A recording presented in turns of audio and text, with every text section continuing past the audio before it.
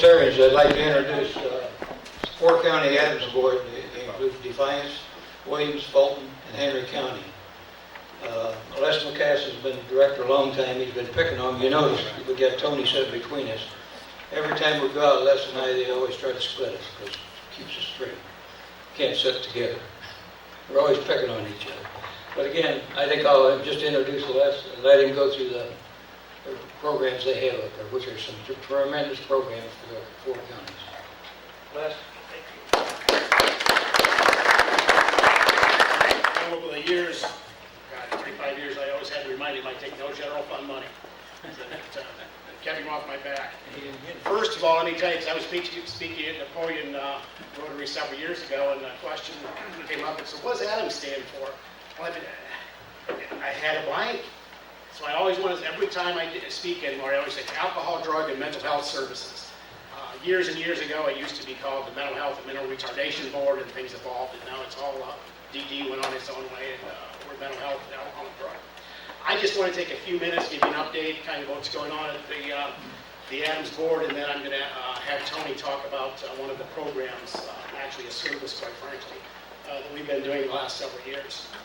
One of the things, the biggest thing that's happened to our board, I think, since there's been the existence of the board, is we noticed about 3 years ago, we were clearly running out of money. We used to be a $12.9 million operation, now we're about $6.2 million.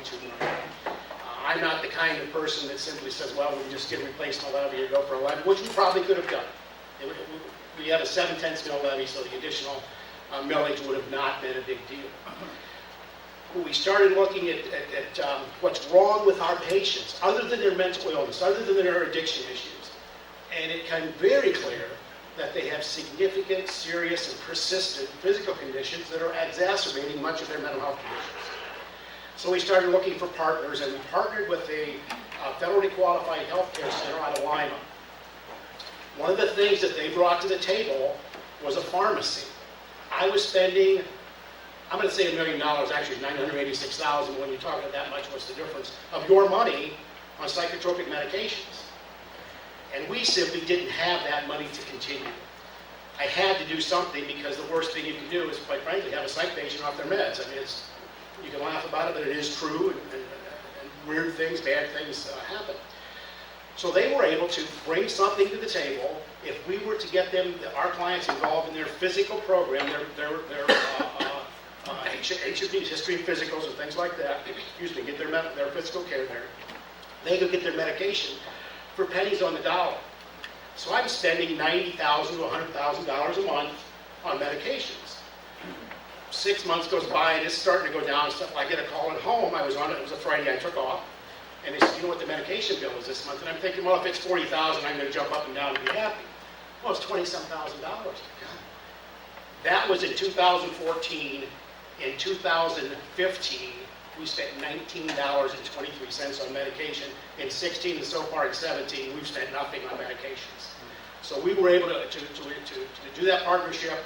Puts us on a really good, solid platform for financially, and more importantly, the clients, the patients, when they come into one of our spots, which we have a facility in Defiance and the one in Bryan, they leave with their medication. It's amazing how they get lost, even if the pharmacy is across the street. It's amazing how they can get lost not getting the meds, but they actually leave with a pill bottle in their hand, so there's no excuse. They can't take it. They don't have a problem getting it filled and things like that. Just to give you an idea of some of the volume we did, we always would run around 5,600 to 5,900 patients. We're going to see over 8,000 patients this year. Most of that is with first onset depressions, because we're getting them earlier with our physical health program. With that 8,000 people, we've decreased our cost per case by about $75. So you take 8,000 times about $75, and we've done very well for ourselves in investing the money and the outcomes that we desire. The other thing is that we've started a service. I was going to tell you about this. I was in Columbus, it's been 2.5 years ago now. Quite frankly, I went down for the lunches, the meals, and some CEUs, because they did some continuing ed credits. And it was about providing support to individuals that lost a loved one to suicide. We had nothing in the Four County area that was developed, that was professional, that was responsive to family members that lost someone to suicide. We had the nice counseling, you go in to see the social worker, you see the psychiatrist, so I feel bad. But there was no ongoing support to prevent further suicides, not only within the family, but within other areas. So it was local outreach to suicide survivors, and I came back, and for the first time in 43 years, there was a program that hadn't been recycled, that hadn't been given another name, another acronym, that was really needed back here in the sense of needing something to follow up on. So we went ahead and did that. It didn't cost anything. It cost some staff time and things. So we went and implemented that about 2 years ago. It's been incredibly successful. The receptiveness that we've received from law enforcement, from the coroners, from the hospitals, from the families, has just been incredible. So with that, I'm going to introduce Tony Long to talk about that program specifically, because Tony is the lost team coordinator, and she's on call, so she has to run out. We're going somewhere where we don't want to go. So thank you.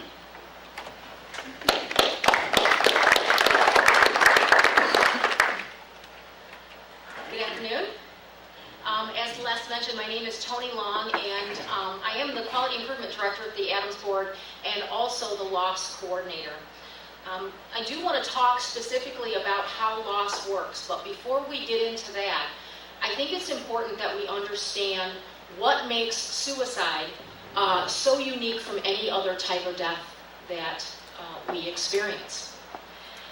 In the United States annually, there's about 33,000 individuals who, for one reason or another, make the decision to take their own life. That is nearly three times the number of homicides that take place in our country.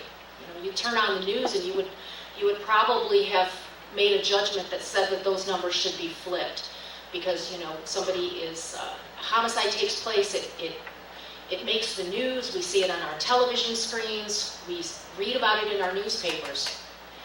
But when an individual dies by suicide, so often no one knows that even took place, because what you'll see in the obituary is they died quietly at home. And there's a reason for that. Here, forgive me, here in Ohio, we have someone who takes their life, one person every 7 hours. We lose someone. All right? I just really want that to sink in. Locally, and I don't have 2016 data wrapped up yet, but just to give you an idea, locally, from 2008 until through 2015, we lost 136 of our residents in the Four County area. Okay? So 136 people made the decision to take their own life. And the reason that that is important is because, unlike any other death, like I always like to tell the story that I lost my mother to cancer, and I can talk about that. I can share that with people. I can say that I miss her very much, but it doesn't leave me with much other than just some grief and the missing. When we lose someone to suicide, it has an impact on the people who are left behind. And for that reason, we refer to those individuals as survivors. I'd like to read a quote that I feel does a really good job of sort of demonstrating the impact of losing a loved one to suicide. So if you'll indulge me here. And this speaks to the isolation factor that happens in the wake of a suicide. When I lost my mom to cancer, plenty of people reached out to me. There were casseroles, and people called and they sent cards. But in the wake of a suicide, oftentimes people don't know what to say, so they don't say anything at all. And it leaves the loved ones feeling very, very isolated. So I'm going to read this quote. And it says, "At some of the darkest moments in my life, some people I thought of as friends deserted me. Some because they cared about me and it hurt them to see me in pain. Others because I reminded them of their own vulnerability, and that was more than they could handle. But real friends overcame their discomfort and came to sit with me. And if they had not the words to make me feel better, they sat in silence, which is much better than saying, 'You'll get over it. It's not so bad. Others have it worse. And for this, I loved them.'" Now I share that because I really think it speaks to that idea of isolation, and how sometimes when people are put in these situations, all they need is someone to come and be present with them during this kind of terrible experience. Suicide, when you look at it in comparison to other deaths, there is stigma that's associated with that. A lot of times families in the wake of that, they feel very much ashamed of how their loved one died. Okay? And they often feel guilt in the wake of that. And since we know that 72% of all completed suicides happen in the home, we can assume that most often those folks who are dying are found by people who love them. So now we have a situation where you have grief, which we've all experienced, and you add to that the trauma of discovering their loved one, and the shame of the way that their loved one died, and the guilt, the coulda, shoulda, wouldas, that just really get inside the head of people who are left in the wake of this tragedy. And you have a recipe for some mental health concerns for those people who are left behind. All right. So as Les mentioned, we had the opportunity in 2014 to go down and hear Dr. Frank Campbell speak. And Dr. Campbell presented this idea of loss, the local outreach to survivors of suicide. And when we came back from hearing Dr. Campbell speak, Les gave the green light. He said, do it. We need this in the Four County area. So we had Dr. Campbell come in March of 2015. And by May of 2015, we went live in our Four County area. And as I mentioned, since May of 2015, we have had we have responded, and of course this is going to include 17 numbers too. The lost team, since our go live, has responded to a total of 32 deaths in our Four County area. All right. Here in Defiance County, we had 10 responses so far in Defiance County. We've been able to develop such a positive relationship with law enforcement that we're nearly 100% of the time called out by law enforcement to assist with the family. I'd like to briefly also talk a little bit about how our activation of loss works. And if you have any questions at all, I'll take those at the end of my presentation. Here in the Four County area, when law enforcement arrives to a scene and they realize that that individual has passed by suicide, the first thing that they're going to do is pick up the phone and they're going to call 211. At all times, 24 hours a day, 7 days a week, someone is on call to answer the loss call in order to pull a team together. So when you're on call, you get the call from law enforcement and you get information such as who died, where are they at, what was the means of suicide, and how many family members are present. Is the body still on scene? These are all things that as the loss on call person, I need to know as I go to pull a team together.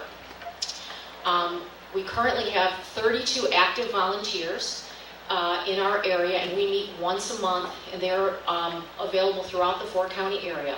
So once I know that there's a death, for example, in Defiance County, I start to pull a team together.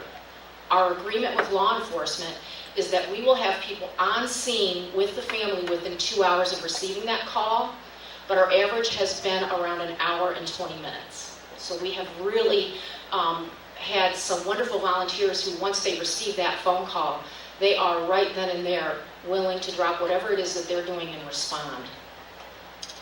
Now the team itself is made up of folks like me, people who are mental health professionals. We have pastors who are serving as our loss respondees, but we also have about half of our volunteers are what we call survivors.